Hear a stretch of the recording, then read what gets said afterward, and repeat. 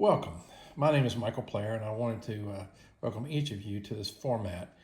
Today we're going to be talking about your business model and adding goodwill to your campaign.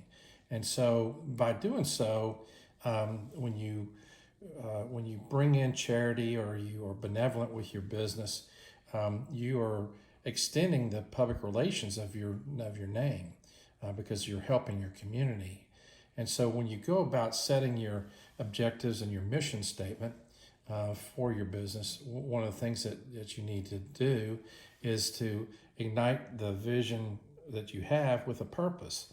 And when you add hyper marketing to your campaign, what you're doing is you're picking a charity that will help your community, and you're appealing to your end user. And this is so important because business is about your end user. If they are delighted with who you are and what you represent, they'll share it with someone. That principle is called mutuality of benefits, where a mutual benefit is a shared benefit, and a shared benefit is the only type that will endure. In other words, a delighted customer will share it, whereas a happy or satisfied customer might not.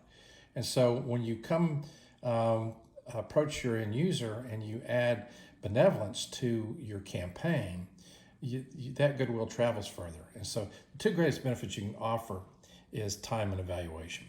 But then you add hyper marketing, which is this benevolence I'm talking about, and just get out of the way and watch what's going to happen with that message.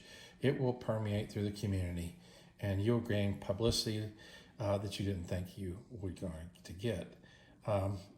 And what you're doing is you're maintaining your customer base, and it's growing because they become even more delighted with who you are or what your product is that you're representing. So we start business planning off with a lead generation canvas. And that canvas is so important because it provides us a model in which to evaluate. And the key to any organization is in the evaluation. So if you don't have a written model, a written business plan, then how are you going to evaluate? And so what I'm going to teach you is how to start writing your business plan. The first way we're going to do it is through something called a lead generation canvas, which puts it all on one sheet. And you're addressing the key components, whether it's key partners or key activities, or your value proposition of your business itself, or customer relationships, or customer segments.